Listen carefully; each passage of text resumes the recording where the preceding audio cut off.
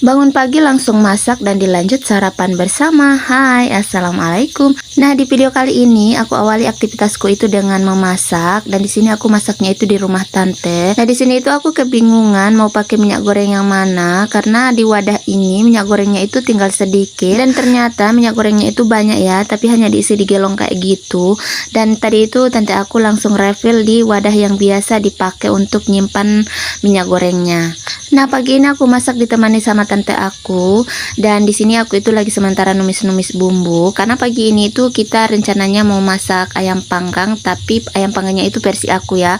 Nggak tahu ini kalau di tempat lain atau di orang lain itu namanya ayam panggang atau ayam apalah, yang jelas ini masakan versi aku ya guys. Nah, tante aku itu penasaran ya dengan resep aku kali ini, padahal resepnya itu simple banget ya, dan bumbunya itu bukan bumbu yang aneh-aneh ya guys. Jadi bumbu ini biasa dipakai sama tante aku untuk masak ayam, tapi karena kali ini versi aku itu untuk ayam panggangnya itu nggak aku pakai santan.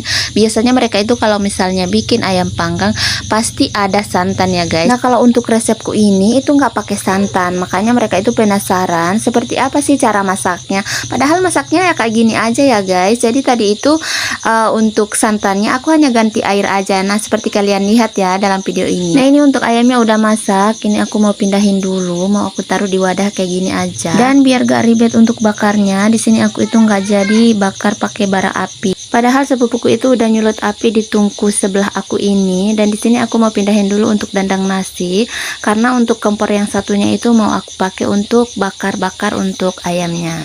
Nah, sekarang aku lagi nyuci alas dandang. Jadi untuk alas dandangnya itu yang nanti aku pakai untuk manggang ayam.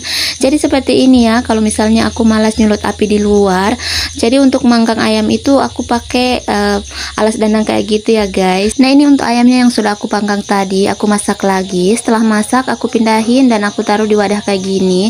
Nah, ini untuk ayam panggangnya udah masak. Dan sekarang tante aku itu mau icip masakan aku, dan katanya enak ya guys. Aku nggak tahu ini enak beneran atau enggak, yang jelas tante aku tadi bilang itu enak.